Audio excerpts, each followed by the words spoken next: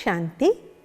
ETV life ఆధ్యాత్మిక channel మానస కార్యక్రమానికి స్వాగతం. ఇవాళ సర్వాత్మల తండ్రైన ప్రియాతి ప్రియమైన పరంపిత పరమాత్ముడి గురించి మనం తెలుసుకుందాం.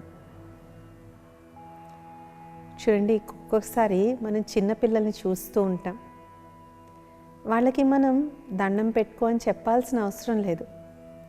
ఆటోమేటిక్గానే దేవుడి పటం ముందుకు వెళ్ళి దండం పెట్టుకుంటారు. ఒక చంటి పిల్లవాడు ఏమైనా తప్పు చేసి వాళ్ళ అమ్మకు దొరకకూడదంటే ఏమనుకుంటాడు? దేవుడా దేవుడా దేవుడా దేవుడా అని దేవుడు గట్టిగా దండం పెట్టుకుంటాడు. మనకు కూడా ఏమన్నా దెబ్బ తగిలిందనుకోండి, అనాలోచితంగా వచ్చే మాట ఏంటి నోట్లోంచి? ఓరి భగవంతుడా అని అంటాం. మనకు కష్టం వచ్చినా సుఖం వచ్చినా ఫస్ట్ ఎవరు గుర్తొస్తారు? భగవంతుడు గుర్తొస్తాడు. ఎంత చదువుకున్న, ఎన్ని డిగ్రీలు ఉన్న వ్యక్తి అయినా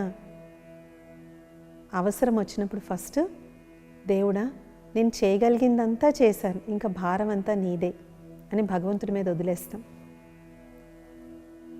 కొంతమంది డాక్టర్స్ కూడా ఏమంటారు? మేము చేయగలిగిన ప్రయత్నం అంతా చేసాం, ఇంకా పైవాడి దయ అని అంటారు. అలాగే మనం ఒక కొత్త ఇల్లు కట్టుకున్న, వివాహం జరిగిన, ఇంట్లో ఒక శుభకార్యం జరిగినా ఫస్ట్ మనం ఎవరికి ప్రాధాన్యత ఇస్తాం? భగవంతుడికి ప్రాధాన్యత ఇస్తాం. అసలు ఎందుకు భగవంతుడికి ఇంత మనం విలువనిస్తాం? వై? ఆయనకి మనకి ఏంటి సంబంధం? ఒక చంటి పిల్లవాడికి ఎవరు నేర్పించారు దండం పెట్టమని? కష్టం వచ్చినప్పుడు ఓ దేవుడా, ఓ భగవంతుడా, ఓ పైవాడా, ఏ ఈశ్వరుడా అని పిలవమని ఎవరు నేర్పించారు మనకి? స్కూల్లో ఏబిసిడీలు నేర్పించినట్టు నేర్పించారా? అది నేర్పించలేదే. స్కూల్లో పిల్లలు సంవత్సరం అంతా చదవకపోయినా ముందు రోజు అర్ధరాత్రి చదివేటప్పుడు ఏమంటారు? భగవంతుడా ప్లీజ్ రేపు కెమిస్ట్రీలో ఈ క్వశ్చన్ మాత్రం రావద్దు, నేను నీ కొబ్బరికాయ కొడతానంటారు. It's out of their innocence of hearts, వాళ్ళ అమాయకత్వంతో. అసలు ఎందుకు మనకి ఇంత రిలేషన్షిప్ అనేటువంటిది ఉంది భగవంతునితో? దేహానికి జన్మనిచ్చిన తల్లి తండ్రి కన్నా కూడా మనం భగవంతుడిని ఇంకా ఉన్నతమైనటువంటి స్థితిలో మనం పెడతాం. ఎందుకంటే భగవంతుడికి మనకి ఉన్నది అవినాశి సంబంధము. ఒక జన్మకి వచ్చిన సంబంధం కాదు, ఒక జన్మతో తీరిపోయే సంబంధము కాదు.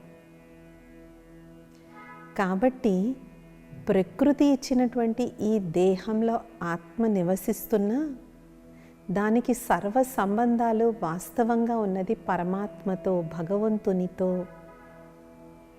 కాబట్టి ఆత్మ పిలుస్తుంది భగవంతునితో. అంటారు కదా, నేను మనస్ఫూర్తిగా భగవంతుని నేను ధ్యానం చేస్తున్నాను అనేసి. భగవంతుడు మన హృదయాన్ని చూస్తారంటారు. ఆత్మ పిలుస్తోంది భగవంతుణ్ణి అని అంటారు. కాబట్టి ఆత్మకి పరమాత్మకి అవినాభావ, అవినాశి, జన్మ జన్మల ఎప్పటికీ తెగనటువంటి అతి లోతైన అనుబంధం ఉన్న కారణంగా వయసుతో నిమిత్తం లేకుండా, జాతి, కులం, మతం వేటితోనూ సంబంధం లేకుండా భలే ఒక్కొక్కరు ఒక్కొక్క పేరు పిలుచుకోవచ్చు, ఒక్కొక్క రూపంలో ధ్యానించవచ్చు. కానీ భగవంతుడు, పరమాత్ముడు, గాడ్, ఈశ్వర్ని అందరూ పైవాడి కాసి పైకే చూస్తారు. పిల్లలకు కూడా ఎక్కడికి వెళ్తున్నప్పుడు ఏం చెప్తాం? నీ భయం వేస్తే దేవుణ్ణి తలుచుకో అని అంటాం. నన్ను తలుచుకో, మీ నాన్నని తలుచుకో, మీ అక్కని తలుచుకో, మీ చెల్లిని తలుచుకో అని చెప్పరు. ఎవరిని తలుచుకోమంటాం? దేవుణ్ణి తలుచుకో అంటాం. ఎందుకంటే ఆయన అందరినీ కూడా సంరక్షించేటువంటి వాడు. He is the protector. మరి మనకి ఇంత సమీప సంబంధం, మన కష్టంలో ఆదుకున్న వాళ్ళతోనే కదా మనం క్లోజ్గా ఫీల్ అవుతాం. మరి మనకి ఇంత సమీప సంబంధం ఉన్నటువంటి పరమాత్ముడి గురించి ఇన్ని భిన్న అభిప్రాయాలు ఉన్నాయి. దీనికోసం మనం ఒక కథను విందాం ఇప్పుడు. ఇక్కడ చూడండి, 5 గుడ్డివాళ్ళు ఒక ఏనుగు దగ్గర ఉన్నారు. ఇప్పుడు 5 గుడ్డివాళ్ళు ఏనుగును పట్టుకున్నారు. మొదటివాడు తొండాన్ని పట్టుకుని అన్నాడు, ఏనుగు సర్పంలాగా ఉంటుంది అని అన్నాడు. రెండోవాడు కాళ్ళని పట్టుకుని అన్నాడు, ఏనుగు స్తంభంలాగా ఉంటుంది అని అన్నాడు. మూడోవాడు తొండాన్ని పట్టుకుని అన్నాడు, ఏనుగు తాడులాగా ఉంటుంది అని అన్నాడు. నాలుగోవాడు చెవులను పట్టుకుని అన్నాడు, ఏనుగ చేటలాగా ఉంటుంది అన్నాడు. ఐదోవాడు ఉదరాన్ని పట్టుకుని అన్నాడు, ఏనుగు పెద్ద గోడలాగా ఉంటుంది అని అన్నారు. ఈ ఐదుగురు కూడా ఏనుగుకి వాళ్ళకి అనుభవం అయినట్టు, వాళ్ళకి అర్థమైనట్టు వాళ్ళు వర్ణించారు. ఇప్పుడు 5 గుడ్డివాళ్ళు వెళ్ళి ఇంకొక 6వ గుడ్డివాడికి ఇప్పుడు ఏనుగురిని వర్ణించడం మొదలుపెట్టారు. మొదటివాడు అన్నాడు, లేదు లేదు నేను ఫీల్ అయ్యాను, ఏనుగు స్తంభంలాగే ఉంటుంది అని. రెండోవాడు అన్నాడు, లేదు లేదు నేను అనుభవం చేశాను, ఏనుగు పావులాగా ఉంటుంది అని. మూడోవాడు తోసిపుచ్చి అన్నాడు, లేదు లేదు నేను చెప్పింది కరెక్ట్, ఏనుగు తాడులాగా ఉంటుంది అని. నాలుగోవాడు అన్నాడు, లేదు లేదు నేను చెప్పింది కరెక్ట్, ఏనుగు చేటలాగా ఉంటుంది అని. ఐదోవాడు కూడా వాదించుకోవడం మొదలుపెట్టి ఏనుగు గోడలాగా ఉంటుంది అని అన్నాడు. ఇప్పుడు 6వ గుడ్డివాడు ఏంటి, వాడు గుడ్డివాడే, వాడికి కళ్ళు కనిపించవు. సో వాడేమనుకున్నాడు, సర్లే వీళ్ళు 5గురు ఏదో అనుభవపూర్వకంగా చెప్తున్నారు కదా అని ఒకరోజు తొండం అనుకున్నాడు, ఒకరోజు చాట అనుకున్నాడు, ఒకరోజు గోడ అనుకున్నాడు, ఒకరోజు స్తంభం అనుకున్నాడు. ఇప్పుడు ఈ 6వ వాడు వెళ్ళి 7వ గుడ్డివాడికి చెప్పడానికి ప్రయత్నం చేశాడు. నీకు తెలుసా ఏనుగని ఒక జీవి ఉంది, ఆ జీవి స్తంభంలాగా ఉంటుంది, చేటలాగా ఉంటుంది, పావులాగా ఉంటుంది, గోడలాగా ఉంటుంది, పావులాగా కూడా ఉంటుంది, తెలుసా అంటే 7వ గుడ్డివాడు అన్నాడు, ఇలాంటి జీవి ఏది ప్రపంచంలో లేదు, నేను నమ్మను, అసలు ఏనుగే లేదు, ఏనుగనే జీవే లేదు అని చెప్పి వాడు కంప్లీట్ నాస్తికుడు అయిపోయాడు. కాబట్టి ఈ విధంగా ఎవరు దేంట్లో అయితే ఆ పరమాత్మ తత్వాన్ని అనుభూతి చేసుకున్నారో అదే పరమాత్ముడు, అదే భగవంతుడి కింద ప్రచారం జరిగింది. ఒకప్పటి ఋషులు, మునులు, మహాపురుషులు దివ్యాంశ సంభూతులు వాళ్ళు.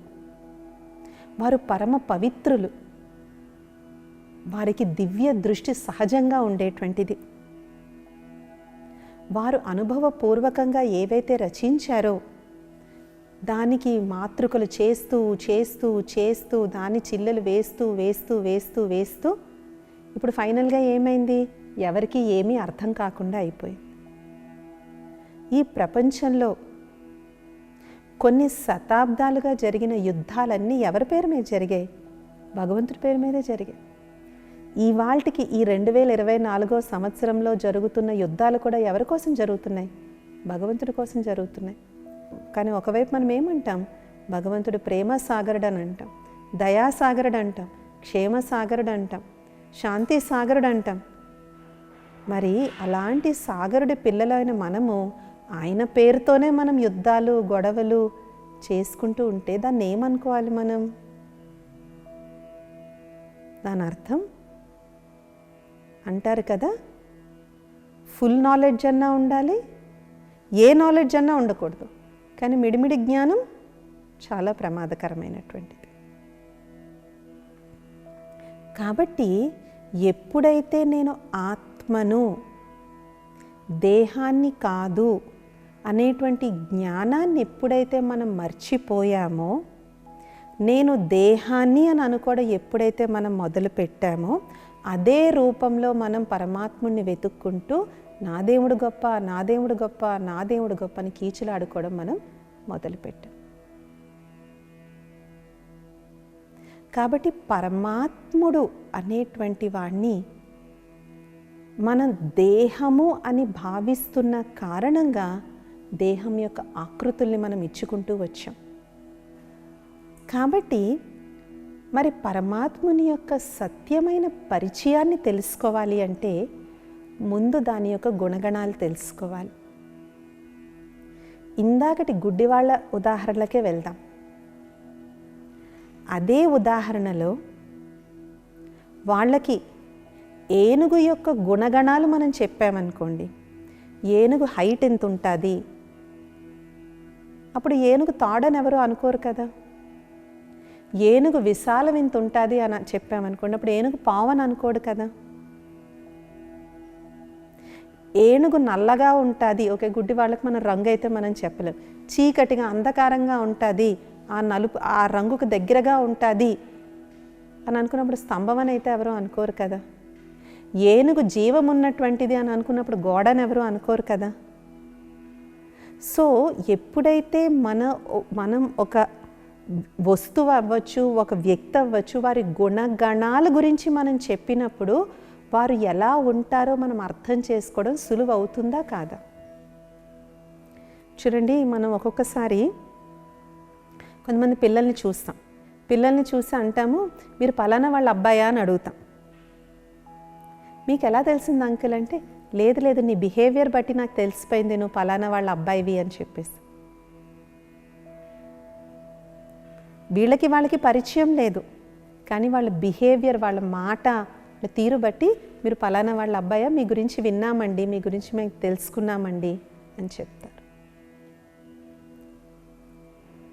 అలాగే మనం ఎవరికన్నా ఒక మామిడి పండు గురించి చెప్పాలి అంటే, అది మామిడి పండు దగ్గరలో అవైలబుల్గా లేదనుకోండి, మనం ఏం చెప్తాము, ఇగో ఎల్లో కలర్లో ఉంటుంది, దాని షేప్ ఇలా ఉంటుంది, లోపల మంచి జ్యూస్ ఉంటుంది, లోపల టెంక్ ఉంటుంది అని దాని గుణగణాలను మనం వర్ణిస్తామా వర్ణించమా?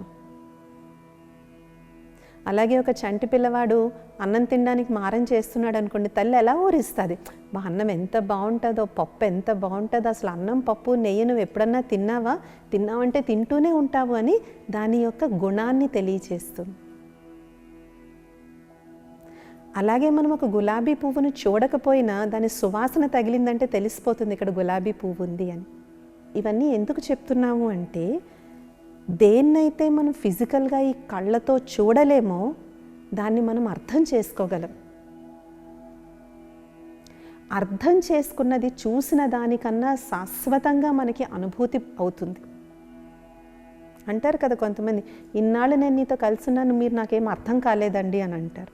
సో ఫిజికల్గా దగ్గర ఉండడం కాదు, అనుభవపూర్వకంగా అర్థం చేసుకున్నప్పుడు పరమాత్మ తత్వాన్ని మన నిత్య జీవితంలో మనం అవగాహన చేయగలుగుతాం.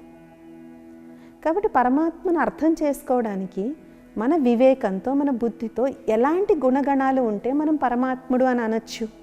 మొట్టమొదటిది సర్వధర్మ మాన్యుడు. అన్ని మతాల వాళ్ళు, అన్ని ధర్మాల వాళ్ళు కూడా అవును వీరే భగవంతుడు అని ఒప్పుకోవాలా? ఎందుకంటే మనం గాడ్స్ అండ్ గాడెసెస్ అని అంటాం, చిన్న జీ పెడతాం, కానీ గాడ్ అని పెద్ద జీతో ఒకటే రాస్తాం. డైటీస్ అంటాం, దేవతలు అంటాం, కానీ భగవంతుళ్ళు అననం, పరమాత్మలు అననం.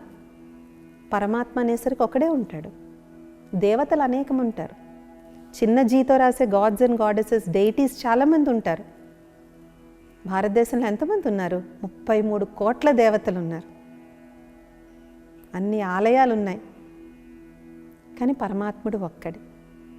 కాబట్టి పరమాత్ముడు సర్వధర్మ మాన్యుడుగా అయి ఉండాలి. హైందవ మతంలో పరమాత్ముని యొక్క సుందర రూపానికి, సుందరమైన ఆకృతిని మనం శివలింగ రూపంలో చూస్తూ ఉంటాం. భారతదేశం యొక్క అత్యంత పురాతనమైనటువంటి ఆలయాలంటే శివాలయాల కింద మనం అభివర్ణిస్తాం. ఈ శివాలయంలో ఉండేటువంటి శివలింగం యొక్క స్వరూపం ఏ విధంగా ఉంటుందో చూడండి. ఆ లింగాకారం, అండాకార స్వరూపం, దానికి 3 రేఖలు అడ్డంగా పెట్టి మధ్యలో బొట్టు అనేటువంటిది మనం పెడతాం. అలాగే మనం దీపం వెలిగించకుండా పూజ అనేటువంటిది ఏ ఆలయంలోనూ, ఏ ఇంట్లో కూడా చెయ్యరు. ఫస్ట్ దీపం వెలిగిస్తాం. కాబట్టి ఇవన్నీ కూడా పరమాత్మని యొక్క జ్యోతి స్వరూపానికి గుర్తు. కానీ జ్యోతికి మనం పూజ చెయ్యలేం కాబట్టి శివలింగాకృతిని తయారు చేసి 12 జ్యోతిర్లింగాలను మనం ప్రతిష్టాపించుకుని వాటికి మనం పూజ చేస్తూ ఉంటాం. భారతదేశంలో ఉత్తరాది నుంచి దక్షిణాది వరకు, తూర్పు నుంచి పడమర వరకు కూడా శివలింగానికి అన్ని చోట్ల పూజ జరుగుతూనే ఉంటుంది. కానీ దేవతల విషయానికి వస్తే ఉత్తర భారతదేశంలో శ్రీరామచంద్రమూర్తిని, శ్రీకృష్ణుణ్ణి చాలా అంగరంగ వైభవంగా పూజిస్తారు. దక్షిణాదికి వచ్చినట్లయితే వెంకటేశ్వర స్వామిని, బాలాజీని చాలా అంగరంగ వైభవంగా పూజిస్తారు. తూర్పు వైపుకు వెళ్ళినట్లయితే అమ్మవారిని, కాళీదేవిని పూజిస్తూ ఉంటారు. అదే పడమర వైపుకి మహారాష్ట్ర అటుపక్క వెళ్ళినట్లయితే వినాయకుణ్ణి, గణేశుణ్ణి పూజిస్తూ ఆరాధిస్తూ ఉంటారు. ఈ విధంగా దేవతల యొక్క ఆరాధన ప్రాంతానికి ప్రాంతానికి మారుతూ ఉండొచ్చు, కానీ శివుడి యొక్క ఆరాధన ఎక్కడా కూడా సమానంగా జరుగుతుంది. ఒకప్పుడు భారతదేశం అటు ఇరాన్ నుంచి ఇటు చైనా వరకు ఉండేది. అందుకని కొన్ని తవ్వకాల్లో ప్రస్తుతం ఉన్నటువంటి ఆఫ్ఘనిస్తాన్, ఇరాన్, ఇరాక్లో కూడా శివలింగాలు, శివాలయాలు బయటపడినట్టుగా మనం చరిత్రకారులు చెప్తూ ఉంటారు. రామేశ్వరంలో శ్రీరామచంద్రమూర్తి సీతమ్మ వారిని తీసుకురావడానికి వారధి కట్టే ముందు కూడా రామేశ్వరంలో శివలింగాన్ని ఏర్పాటు చేసి దానికి వారు పూజ చేసినట్టుగా మనం చరిత్రలో, రామేశ్వరం ఆలయం యొక్క చరిత్రలో మనం చూస్తూ ఉంటాం.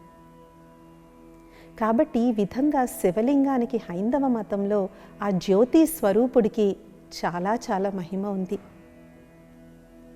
పరమాత్ముడిని నిరాకారుడు అని రిఫర్ చేస్తూ ఉంటాం. నిరాకారము అంటే ఏ ఆకారము లేదని కాదు, మనలాంటి మానవ ఆకారం లేనివాడు అనేసి. ప్రకృతి యొక్క పంచతత్వాలు, ప్రకృతిలో ఉన్న పంచభూతాలు ఏవి కూడా పరమాత్మని ప్రభావితం చెయ్యలేవు. కాబట్టి అలాంటి ప్రకృతితో తయారైనటువంటి దేహము పరమాత్మది కాదు, అలాంటి ఆకృతి వారిది కాదు. కాబట్టి పరమాత్ముణ్ణి నిరాకార స్వరూపంగానే మనం ఆరాధిస్తూ ఉంటాము. పరమాత్ముని యొక్క స్వరూపం జ్యోతి స్వరూపం. ఈ పరమ సత్యాన్ని మనందరము కూడా తెలుసుకోవాలి. మన 12 జ్యోతిర్లింగాల్లో ప్రతి జ్యోతిర్లింగంలో కూడా పరమాత్ముని యొక్క దివ్య కర్తవ్యానికి అనుసారంగా వారికి అనేక నామాలు పెట్టుకుని సోమనాథుడు, విశ్వనాథుడు, వైద్యనాథుడు, ఓంకారేశ్వరుడు ఇలాగ అనేక నామాలు పెట్టుకుని మనం శివుణ్ణి ఆరాధిస్తూ ఉంటాం.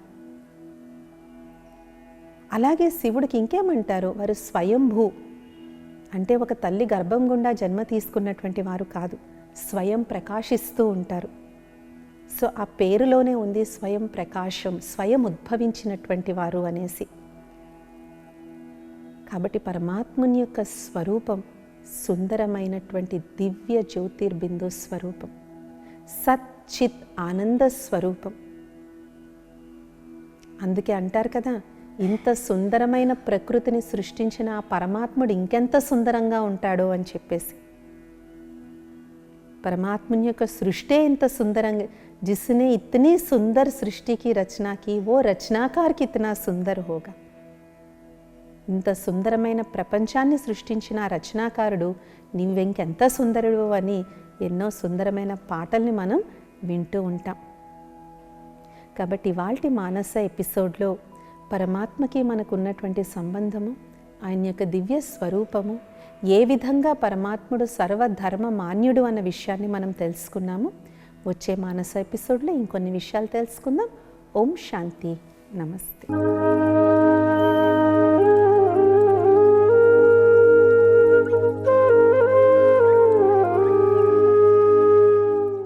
ఈ కార్యక్రమాన్ని తిరిగి చూడాలనుకుంటే www.youtube.com/@ETV Life Spiritual లో చూడవచ్చు.